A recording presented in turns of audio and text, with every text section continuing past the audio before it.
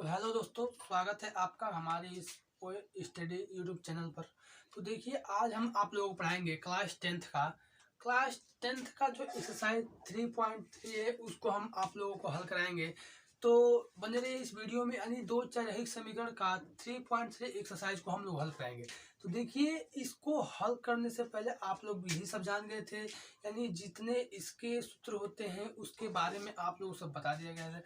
इसके जो लगाने की विधि होती है, यानी इसकी विधि कितनी होती है, 4 विधि होती है।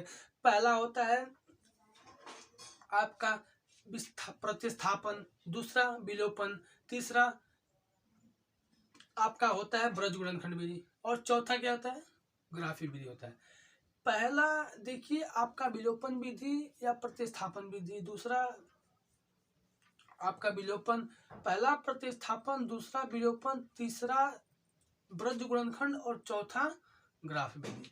देखिए, तो अब हम लोग इसी के आधार पर इसमें जो सवाल दिए हैं उनको हम लोग कैसे हल करेंगे। तो देखिए, जो 3.3 एक्सरसाइज है, 3.3 का जो एक्सरसाइज है उसमें जो पहला सवाल दिया है, वो पहला सवाल क्या है ना, आप लोगों को इसको प्रतिस्थापन विधि से हल कीजिए, यानी प्रतिस्थापन विधि से हल।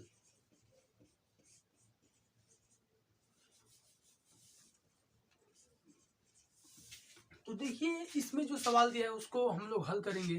तो देखिए, जो इसका पहला सवाल दिया है, वो पहला सवाल आप लोगों के लिए क्या दिया है। देखिए, क्लास 10th की किताब से एनसीईआरटी पैटर्न का किताब है। तो देखिए, 3.3 पेज नंबर 59 में जो सवाल दिया है आपका, वो क्या है, पहला x प्लस वाई, यानी x plus y equal to 14 दिया है, समीकरण नंबर 1। अब आपका जो दूसरा समीकरण दिया है, x minus y equal to 4 दिया है, समीकरण नंबर 2। अब देखिए, मैं आप लोगों को बताया था प्रतिस्थापन विधि, यानी प्रतिस्थापन विधि का जो हल होता है, किसी एक समीकरण से चलते हैं और किसी एक समीकरण से चलकर x या y का मान ज्ञात करके फिर दूसरे समीकरण उसका मान रखते हैं और उसमें से किसी एक का मान प्राप्त होता है। तो चलिए, समीकरण 1 से या 2 से चलिए। तो आप लोगों को देखिए, आप लोगों को बेहतर समझना है तो देखिए, पहले वीडियो को अंत तक देखते रहिए। अब देखिए, यहाँ पर समीकरण 1 से चलिए, नहीं, यहाँ पर समीकरण 1 से चलने सबसे पहले इसको देखिए, कापी में ऐसे लिख सकते हैं। कैसे, यानी मान लीजिए बोर्ड की जो पेपर होते हैं उसमें कापियाँ में जो आपको लिखना होगा, ऐसे सवाल दे देगा और फिर इसको लिखना होगा। मैं इसको हल करेंगे तो कैसे लिखेंगे, यानी लिखेंगे समीकरण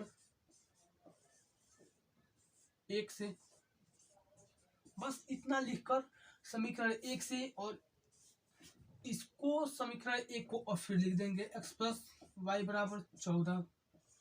अब देखिए, x का मान प्राप्त कीजिए या y का मान प्राप्त कीजिए। x का मान प्राप्त करना चाहते हैं या y का मान, तो ये आप पर निर्भर करता है कि आप किसका मान ज्ञात करना चाहते हैं पहले। तो देखिए, हम लोग पहले क्या करेंगे, x को स्थिर कीजिए, x को स्थिर कर लिए। अब यहाँ पर 14, ये यहाँ पर y है, प्लस में है, इधर जाएगा तो क्या जाएगा, माइनस में जाएगा, माइनस y हो जाएगा। अब देखिए, आपका जो x बराबर इतना मिल गया। हम समीकरण 1 से यदि चलते हैं तो x बराबर हमें 14 माइनस वाई प्राप्त होता है। अब देखिए, इस x के मान को हम लोग समीकरण 2 में रखेंगे। यदि इस मान को समीकरण 1 में रखते हैं तो 0 हो जाएगा सब कटकर, यानी मान लीजिए x बराबर यहाँ पर 14 माइनस वाई रखेंगे तो y से y कट जाएगा, फिर 14 से 14 कट जाएगा, तो फिर कुछ बचेगा नहीं, जिससे ये क्या हो जाएगा, असंभव हो जाएगा। तो इसलिए आप लोग समीकरण 2 में रखिए। समीकरण 2 में रखेंगे तो कुछ मान प्राप्त होंगे, यानी समीकरण 2 आपका क्या दिया है, x माइनस वाई बराबर 4 दिया है। अब x बराबर रखिए, x का मान रखने पर, x का मान रखेंगे तो क्या हो जाएगा, 14 माइनस वाई बराबर 4। देखिए, ये जो आपका है ये x का मान है, ये जो है x, यहाँ पर इसके स्थान पर 14 माइनस वाई है। अब देखिए, अब यहाँ पर y माइनस में है या y माइनस में है, तो देखिए y माइनस माइनस में तो क्या जाएगा, ये जुड़ जाएगा, लेकिन चिन्ह किसका रहेगा, माइनस का ही रहेगा। तो 14 माइनस 2y हो जाएगा। यहाँ पर एक छिपा रहता है, यहाँ पर एक छिपा रहता है, एक एक मिलकर 2 हो गया। अब देखिए इक्वल टू 4 हो गया।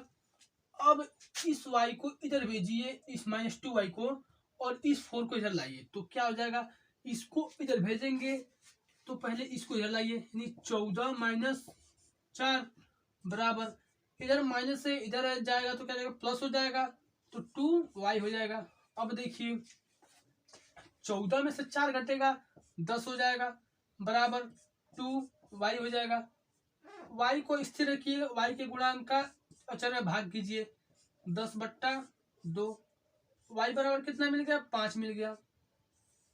अब देखिए ये आपका y का जो आंसर आ गया, y का आंसर आ गया। देखिए इसमें यदि y रखेंगे तो x का मान प्राप्त हो जाएगा। तो अब लिखिए समीकरण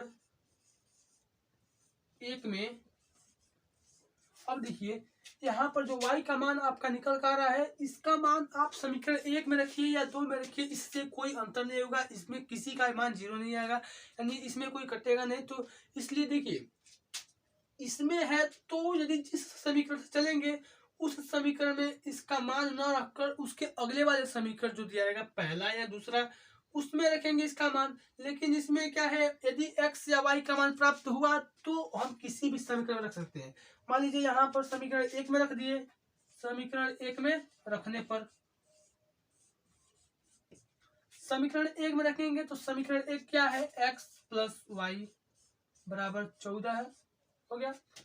x का मान निकालना है, x का मान नहीं प्राप्त है, प्लस y का मान 5 है, यहाँ पर 14 हो गया। अब देखिए इधर है +5, इधर जाएगा -5 हो जाएगा, x बराबर 14 माइनस 5, x बराबर 14 में से 9 जाएगा, 14 में 5 जाएगा, 9 हो गया। अब देखिए x का मान आपका 9 आ गया और y का मान आपका 5 आ गया। यानी यह विधि है जो प्रतिस्थापन विधि से इसका हल हुआ।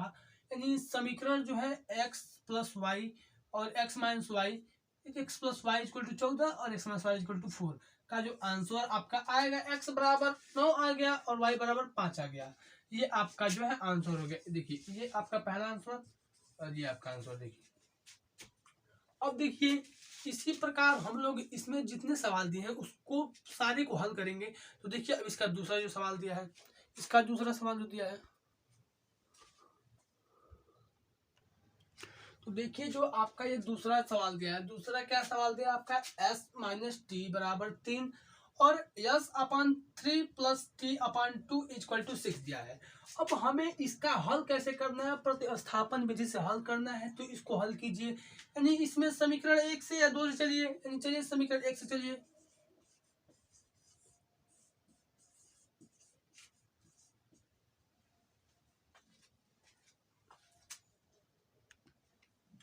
समीकरण 1 से चलेंगे तो देखिए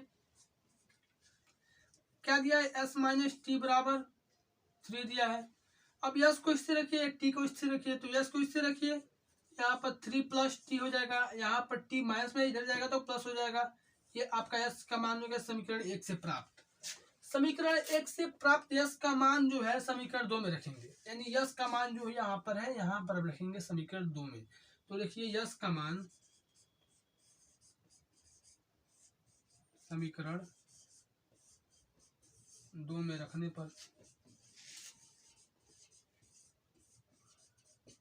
तो देखिए यस का मान रखिए आप लोग समीकरण 2 में, तो क्या जाएगा, यस अपन 3 दिया है, फिर प्लस टी अपन 2 दिया है, इक्वल टू 6 दिया है। अब यस का मान रखिए यहाँ पर, तो देखिए यस का मान 3 प्लस टी अपन में क्या है 3 है, फिर यहाँ पर plus t upon 2 equal to 6। अब इसी को हल कीजिए, इसका लॉसा ले लीजिए, इसका लॉसा कितना हो जाएगा, 6 हो जाएगा। और यहाँ पर फिर 3 का यदि हम 6 में भाग करते हैं, 3 का यदि 6 में भाग करते हैं तो हमें 2 प्राप्त होगा। अब 2 का गुणा इसमें कर देंगे तो 2 का गुणा 3 में करेंगे तो 6 हो जाएगा, और फिर 2 का गुणा टी में करेंगे 2t हो जाएगा। अब देखिए यहाँ पर प्लस हो जाएगा, फिर 2 का भाग करेंगे 6 में तो 3 प्राप्त होगा, अब 3 का गुणा टी में करेंगे तो क्या हो जाएगा आपका 3t हो जाएगा। यहाँ पर इक्वल टू 6 हो जाएगा। अब देखिए यहाँ पर 2t और 3t जुड़ रहा है तो इसको जोड़िए 6 प्लस 5t हो जाएगा और यहाँ पर इक्वल टू इस 6 का गुणा इसके साथ कर दीजिए 36 हो जाएगा। हो गया। अब 5t को स्थिर रखिए 5t बराबर 36 यहाँ पर अब माइनस 6 इस 6 को इधर लाइए इधर प्लस में है इधर जाएगा माइनस में जाएगा। अब देखिए 5t बराबर क्या हो जाएगा ये एस टी नहीं है 5t है 5t तो 36 में से 30 हो जाएगा। अब t बराबर 30/5 t बराबर कितना मिल जाएगा आप लोग को 6 मिल जाएगा। अब t का मान समीकरण में रखिए या समीकरण 2 में रखिए तो t का मान समीकरण 1 में रखिए तो समीकरण 1 क्या दिया s minus t equal to 3 दिया है s माइनस टी का मान 6 दिया है इक्वल टू 3 दिया है। अब इस 6 को इधर भेज दीजिए s इक्वल टू क्या हो जाएगा 3 प्लस 6 हो जाएगा s इक्वल टू 9 हो जाएगा। अब देखिए यस का मान जो है यस का मान आपको प्राप्त हुआ 9 और टी का मान प्राप्त हुआ 6। अब देखिए इसके आगे वाला सवाल यदि आपको कोई समझ नहीं आता है तो कमेंट कर दीजिए वीडियो में हम फिर आपको बिल्कुल अच्छी तरह से समझा देंगे इसी पर दोबारा फिर वीडियो बना देंगे यदि आपको समझ नहीं आता है तब।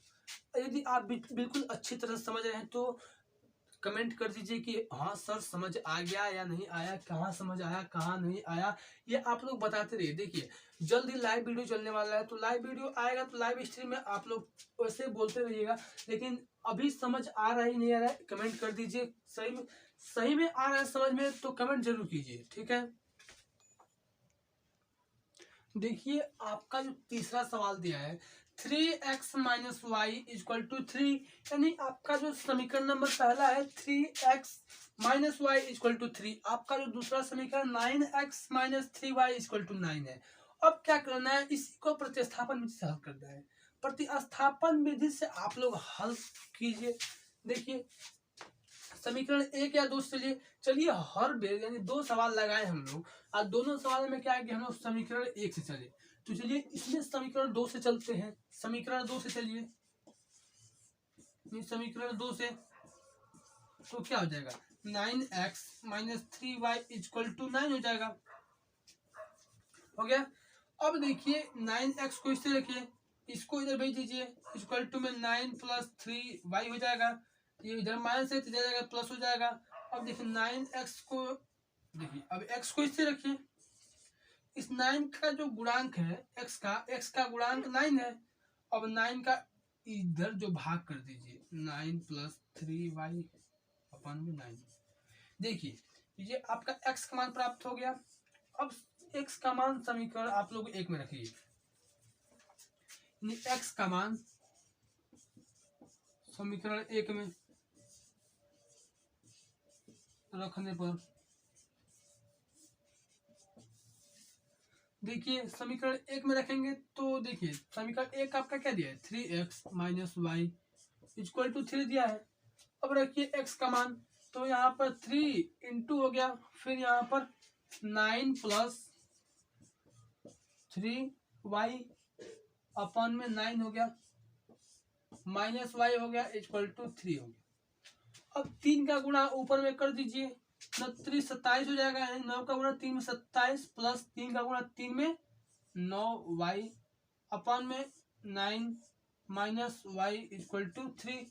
अब इसका देखिए यहाँ पर y माइनस y है तो इसको अपन में केवल 1 लिख सकते हैं। अब 9 और 1 का लॉसा ले लीजिए आप लोग 9 हो जाएगा। अब 9 का 9 में भाग होगा तो 1 मिलेगा 1 से इसमें गुणा करेंगे कोई अंतर नहीं होगा क्या हो जाएगा 27 प्लस 9y फिर यहाँ पर माइनस है तो माइनस का चिन्ह। अब देखिए 1 का यदि हम 9 में भाग करते हैं तो हमें 9 प्राप्त होगा। अब 9 का गुणा क्या करेंगे y में गुणा कर देंगे 9 का तो यहाँ पर 9y हो जाएगा।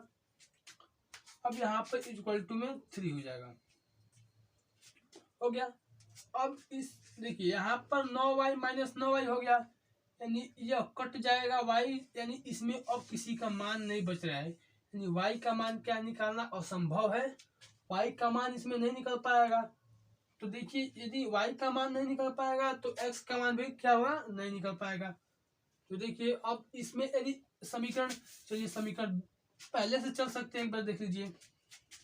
3x minus y equal to 3x को स्थिर, यहाँ पर 3 माइनस वाई। अब देखिए x बराबर 3 माइनस वाई अपन 3। x का मान समीकरण 1 में रखिए, समीकरण 2 में 9 इंटू 3 माइनस वाई अपन 3, फिर यहाँ पर माइनस 3y इक्वल टू 9। अब देखिए यहाँ पर 9 का गुणा 3 में 27 माइनस 9y, फिर अपन में 3 माइनस 3y इक्वल टू 9। अब देखिए इसका लस ले लीजिए आप लोग, तो इसका लस 3 हो जाएगा, और फिर इसका 27 माइनस यहाँ पर 27 हो गया। अब देखिए यहाँ पर क्या हो जाएगा, यहाँ पर 9y है।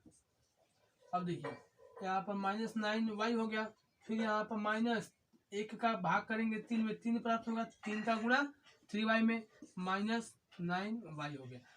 अब देखिए इक्वल टू 9 हो गया। अब देखिए 27 हो गया, ये माइनस के माइनस मिलकर प्लस हो गया, यानी केवल जुड़ेगा इसका संख्या, इसका चिन्ह जो है माइनस में रहेगा, तो हो गया। अब 18y हो गया, अपन में 3 इक्वल टू 9। 27 माइनस 18y बराबर 9 का गुणा 3 में, तो क्या हो जाएगा 27 हो जाएगा।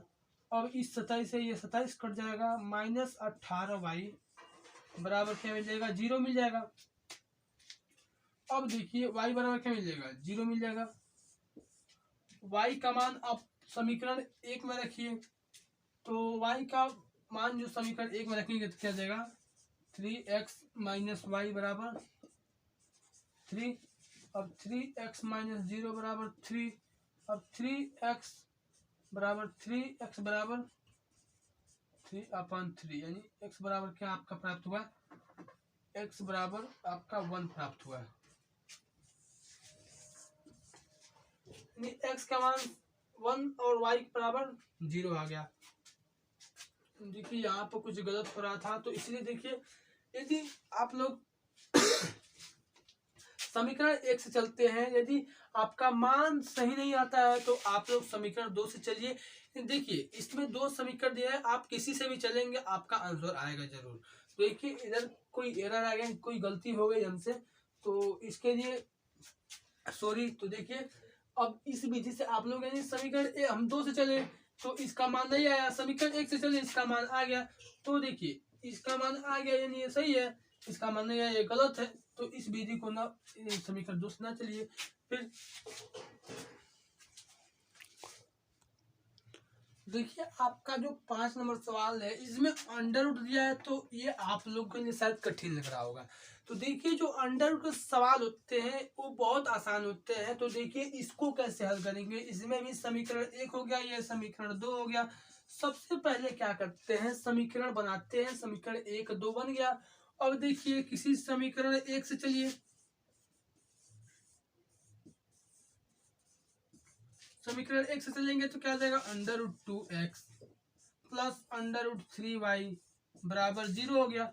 अब क्या कीजिए, इसको उठाकर इधर भेज दीजिए, इधर है प्लस, इधर जाएगा माइनस हो जाएगा। अंडर रूट 2x बराबर क्या हो जाएगा, माइनस अंडर रूट 3y हो जाएगा। अब x को स्थिर रखिए, अंडर रूट में 3y माइनस अंडर रूट में 3y बराबर, देखिए x बराबर क्या हो गया, माइनस अंडर रूट 3y अपन में क्या हो जाएगा, अंडर रूट 2 हो जाएगा। देखिए आपका समीकरण 1 से x का मान क्या हुआ, प्राप्त हुआ माइनस अंडर रूट 3y अपन अंडर रूट 2। अब क्या कीजिए, इसको उठाकर समीकरण 2 में रखिए, यानी समीकरण 2 में रखेंगे क्या हो जाएगा, x का मान तो 3 इंटू फिर माइनस अंडर रूट में 3y अपन अंडर रूट में 2 फिर माइनस अंडर रूट में 8y इक्वल टू 0। अब इसको हल कीजिए, अंडर में 3 है, अंडर ये माइनस अंडर में 3 है, तो देखिए अंडर में 3 का गुणा अंडर में 3 होगा तो क्या हो जाएगा, 3 हो जाएगा। और यहाँ पर चिन्ह लगाया माइनस का तो माइनस हो गया, यहाँ पर y हो गया। अपन में क्या होगा, अंडर रूट 2 हो गया, माइनस अंडर रूट में 8y इक्वल टू 0।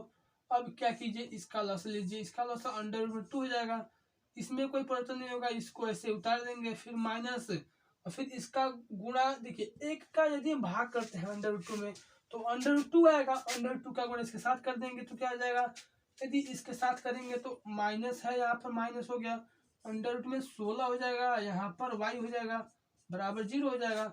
अब देखिए अंडर रूट में 16 का मान कितना होता है, 4 होता है, तो 3y minus 4y upon under root 2 बराबर 0। अब देखिए यहाँ पर 3y माइनस 4y माइनस 7,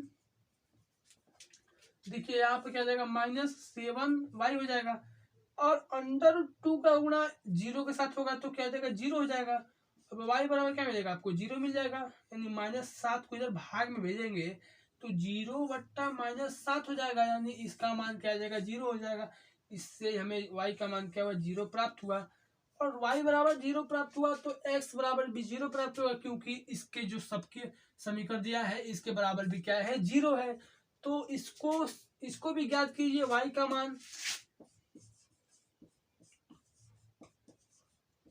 समीकरण 1 में रखिए,